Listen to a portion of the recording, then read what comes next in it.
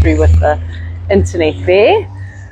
Good morning, everybody. It's been a while since I was live online, although last week we did attempt it at your offices in Toti. Plank challenge. 7 minutes. Yeah, not bad. Yeah, I Very managed impressed. 7 minutes, which was great. I really enjoyed that. I started the day off with, no, I'm not doing other than 3 minutes, because that's what we were intending to do the whole month. And then, of course, I ended up on 7 minutes.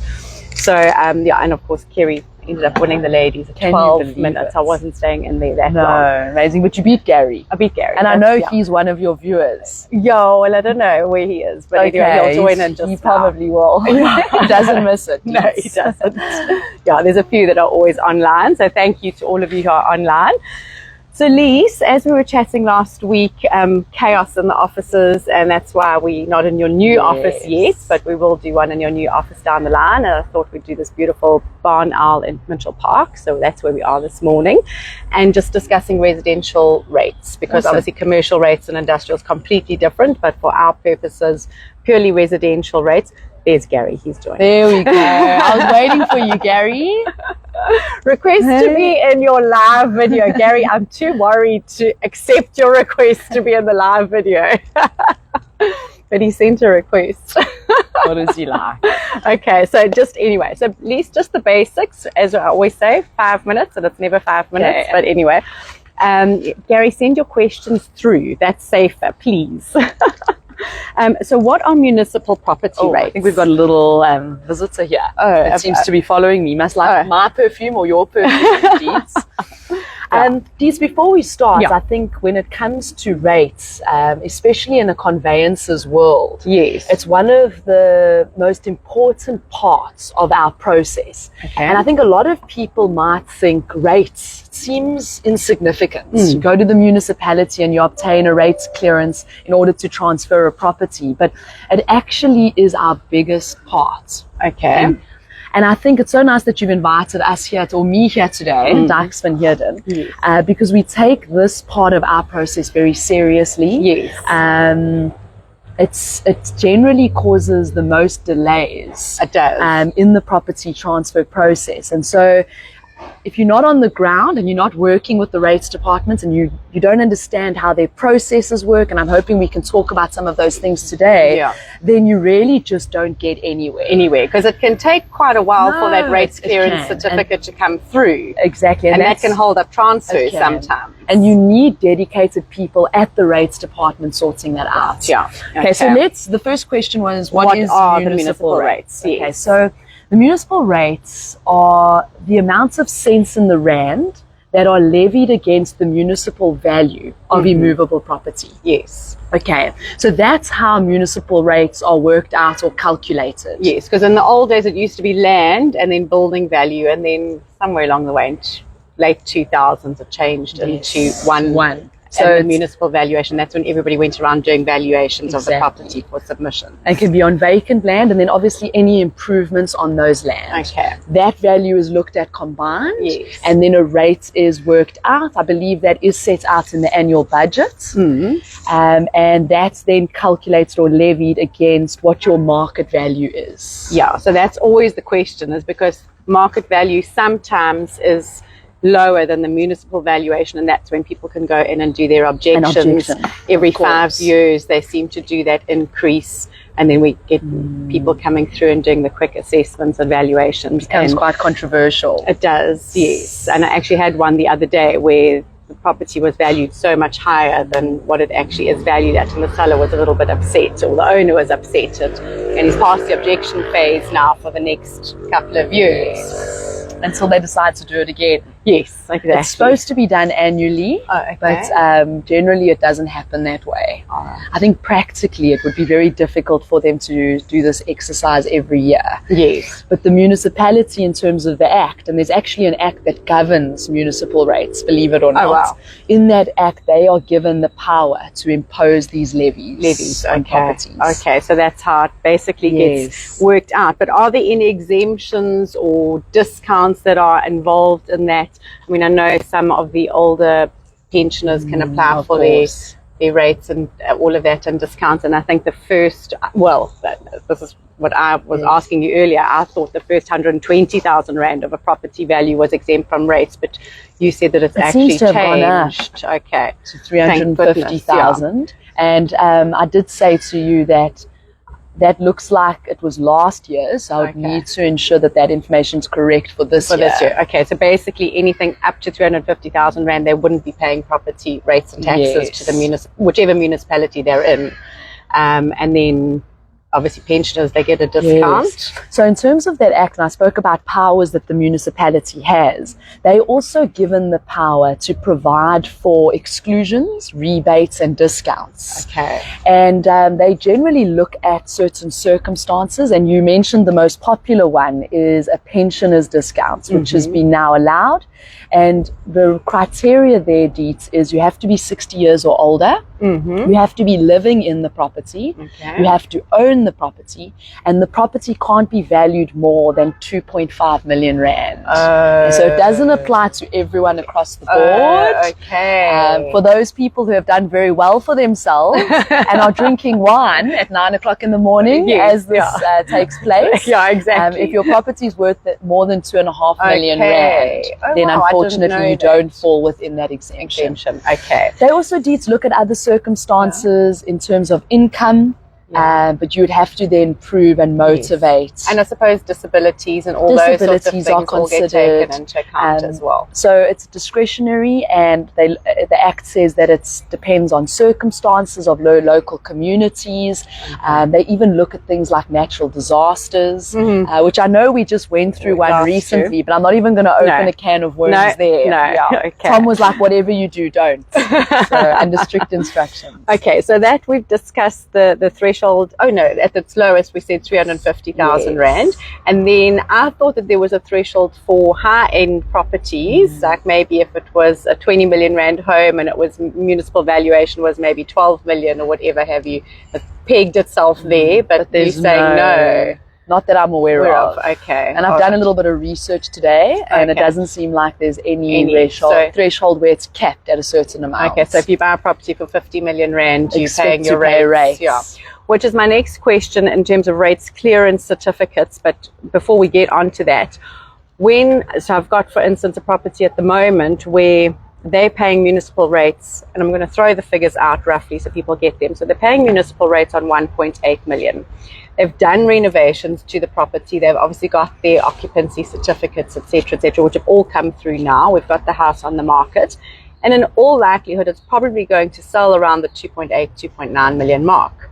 So there's quite a big gap between municipal valuation and what it will sell for, which is then market value, if I'm correct. Yes. And what will happen to the rates? Because I just tell every buyer the rates will change. So I think that's very good advice, Deets. I think there's a lot of people that confirm that your rates will be X. You know, that's one of when it comes to affordability, it's something a buyer definitely needs to consider is the rates and taxes payable on a property.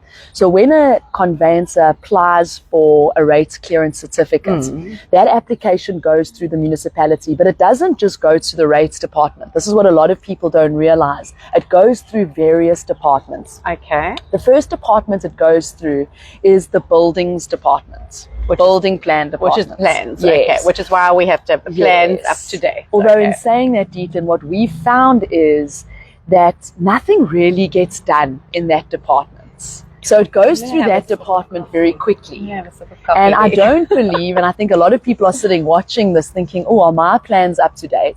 I don't believe that every person that goes through this process, their plans are up to date, but it seems to glide through this department. It then hits the real estate departments. Oh, okay. And what that means is someone carefully considers this application. They look at the sale price, because that's what the conveyancer would have had to have provided the municipality on our application form. And it compares it to the municipal value of the property. If there is a variation of more than 25%, they will then update the valuation roll. All right. So you might be a buyer expecting to pay X because the previous owner for X amount of years has paid that in respect of rates, only to find out that your valuation has increased on the valuation roll, and now you're going to be paying slightly higher rates in respective rates. And then when people come in to sign documents with you and they obviously get their pro forma invoice, on there is your rates that you have to pay pro rata. What is it, 2 or 3 months up front? 3 months. 3 months up front. And on there then you'll see that's where the rates may or may not increase, so or no, is it rates worked on what they're currently paying? Yes, so it would be rates worked out on what the seller is paying. And I think the buyer would just need to be mindful of the fact that it could be changed when it goes through that process. And it's specifically the real estate department. Yes. So their first bill that they receive, they might be quite shocked that it has increased slightly. Yeah. So you say if there's more than a 25% difference between municipal and the market selling value price. or selling price, then it will in all likelihood change. Yes. Wow. Okay.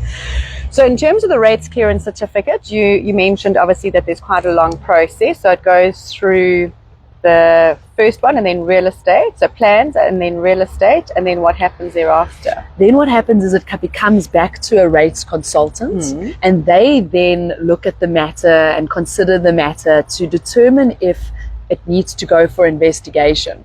Okay, so in a conveyances world, when we hear the words, the matter needs to go for investigation, we all go, because we know this is going to delay things. Yes. And generally matters that go through the investigation process is vacant land. Okay. It's when a meter's been tampered with, or potentially the meter hasn't been running. Okay. Or hasn't been read in a while. Or hasn't been read in a while. So in those cases, we know then it goes to another department. It's under investigation. They give us a reason why it's gone under investigation.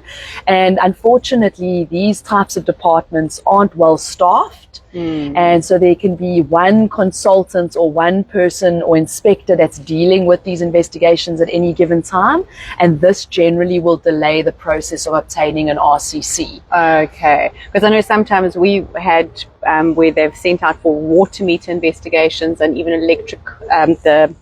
electricity meter investigation, where we've had to go and get access to the property so the guys can take photos and see it. And we've even tried sending photos to them, but they still send out an investigator. Unfortunately, in some cases, we can get away with sending them a photo. At Dykes van Heerden, we like to send photos on every single one of our matters, so we don't have to get to this point.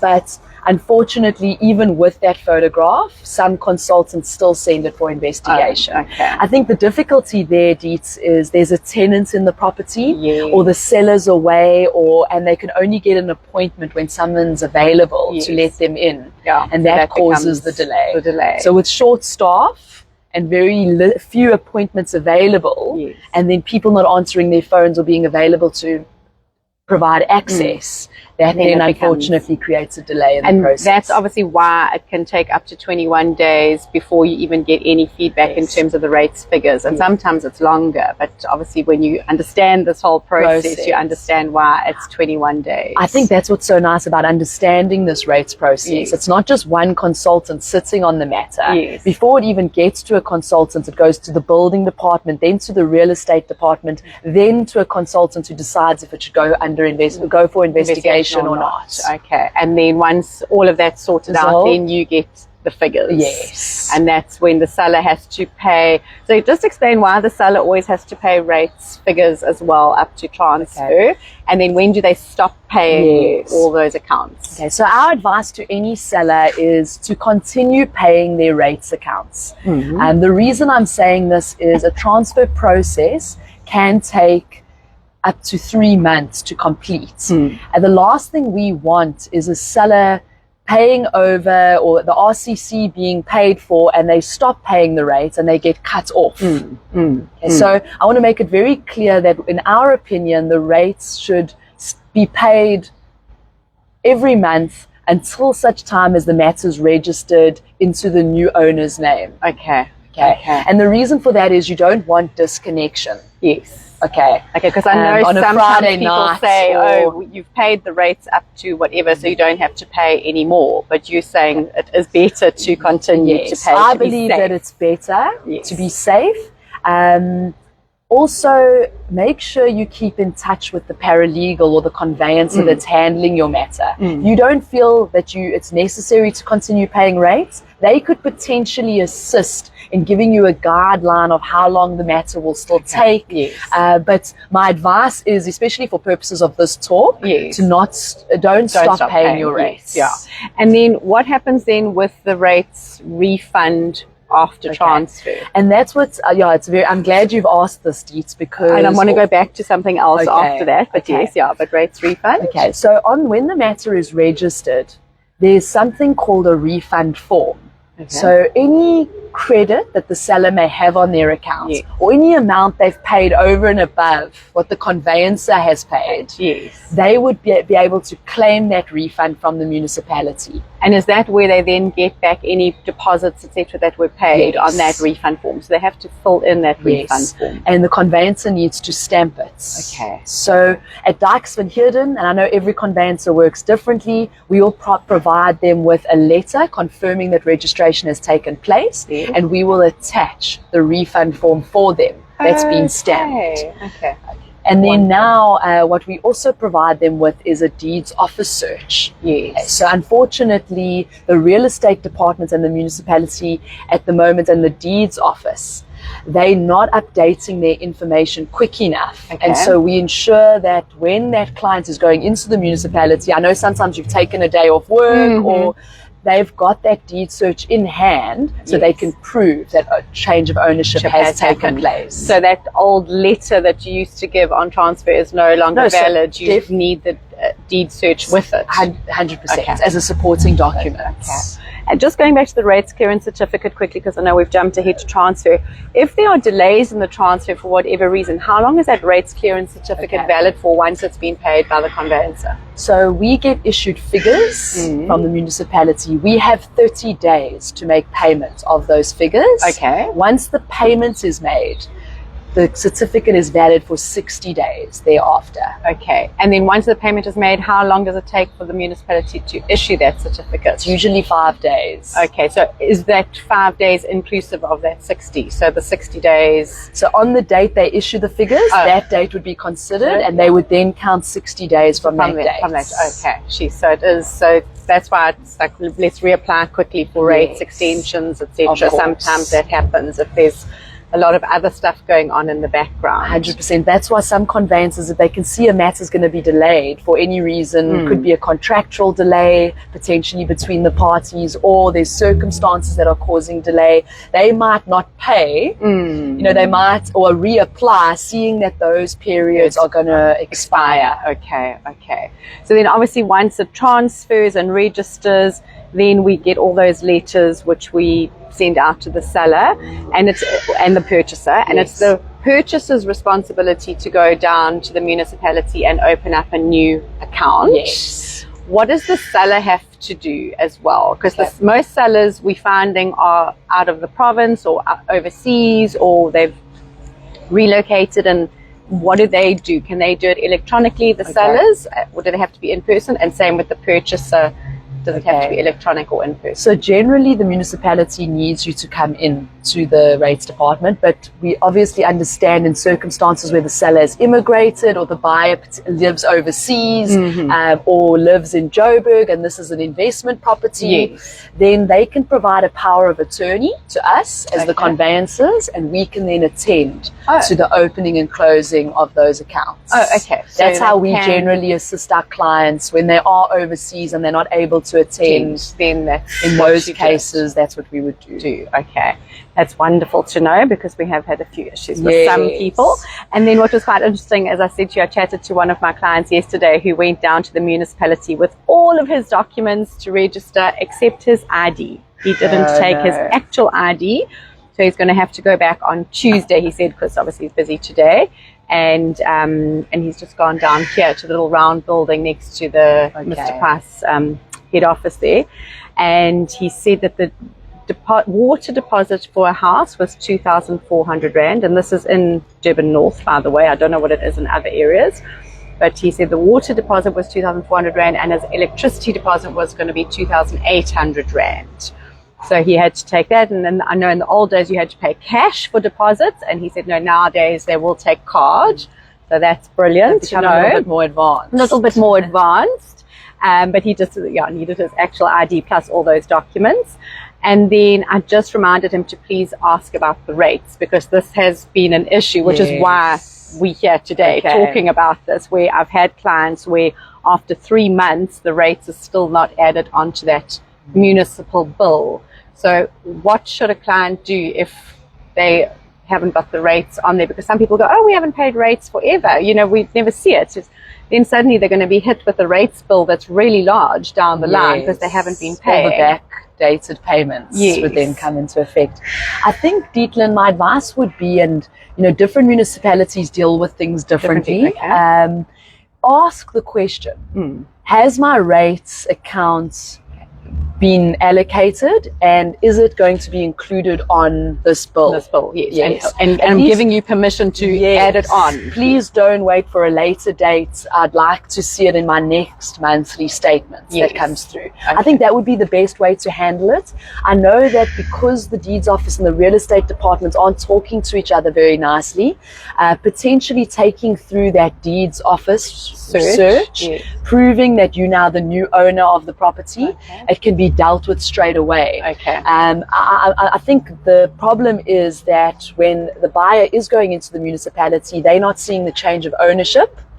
I'm not sure if this is one of the reasons, and they're not dealing with rates at that time. No, because also isn't that then what the rates up front is, that they've paid pro rata rates for 2 or 3 months, obviously assuming the rates stay the same. They've paid for 2 or 3 months, and then after the 3 months, it gives time, I suppose, for all the different departments to get onto the system and get on the same page.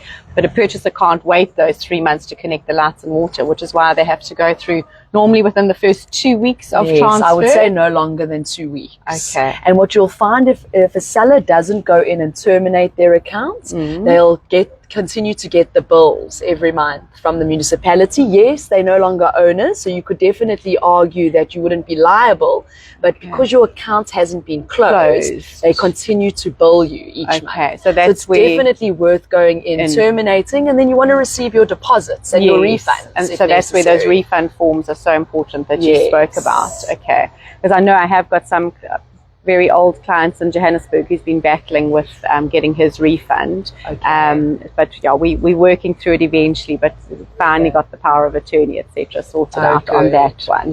But that's a brilliant case in point, because that one transferred in August last year, and he's still been receiving his Ethekwini municipal bill, and he doesn't understand why. And it's because his account wasn't terminated. But now he can obviously apply and get his deposits returned to him, etc. Close his account and that. Anything extra you want to say? Because in my world, you've answered all of my questions, and I haven't seen Gary answer anything else. Naz, thank you so much. Perfect. And then any other questions, because I haven't missed a couple there in between, I think, while I was so busy looking at your beautiful eyes. I know, we were just staring at each other lovingly. I think we forgot anyone was watching. Anyway, but anything else you want to add in there, Lisa? I mean, I've really been so informed here today. It's been brilliant for me. Thank you. Now, I think a lot of people don't realize that when you buy or sell property, the rates department, like I emphasized at the beginning, is a very important part, and you need a team of conveyancers that are on the ground and that are in the rates department every single day sorting out these issues. You need a team that's giving you a refund form and making sure it's stamped so you can claim back and all those documents. And if there's a power of attorney that's required, Dykes and Heerden will assist those sellers with terminating their accounts and obtaining the refunds or opening an account for either party. We generally get them to pay into our trust account the deposit, and then we sort it out with the municipality. So it's an important part of the process, and what I can say is it's very tedious. And I think going through what we chatted about, that there's not just one department you're dealing with, but various departments. Which is why it's such a long, tedious, such a lengthy process. And you'll know, being in real estate for as long as you have, Deets, I think one of the biggest excuses from a conveyancer. Gary's been online the whole time. Gary, can you ask me a question, please? Yes, come on. Hey. is that it delays the transaction. Generally, and that is the biggest delay is the rates. Yes. So I know. So now at least you've answered loads of my questions. Don't know if anybody else has got any other questions there. I'm waiting. Hello, Iris. Hello, Iris. And there's a couple of other people there. So thank you everyone for joining in. And yeah, obviously Lisa, Dykes van Heerden, very excited that they're going to be opening the office in Durban North at 55 St Andrews Drive. Yes, we're very excited. Yes, 100%. Yes, yeah. Rookie mistake. Thanks for pointing that out. That's a pleasure. And so you're going to be opening up. Oh, hey, Ilse in Cape Town. Hey. We miss you, Ilse. We miss you lots, yes. But yeah, Lisa's going to be in the Dykes van Heerden offices from week after next. Probably you'll be officially open, and there's going to be a lovely little coffee bar. So we'll do a nice little talk down there, down the line. And thank you very, very much, everybody, for all your support. And please continue to support Lisa from Dykes van Heerden. And if you don't like Lisa, you can support Tom or Naz or Rowan, or there's a whole bunch of them. Yes, yeah. Don't forget the file. Which file, Gary? We'll phone you back. We've just got to. Oh, Naz has got the file. Gary. Yeah, and there we go. Everybody's commenting on between there. So thank you so much. I'm glad you're all doing your work online. Yeah, Lisa will give you all CPD points for this. No, exactly. You'll get your certificates. Yes. I think CJ's on as well. Yeah, so there we go. The certificates. Thank you so much, everyone. Have a super Easter weekend and stay safe wherever you go. Yeah. Thank you. Pleasure.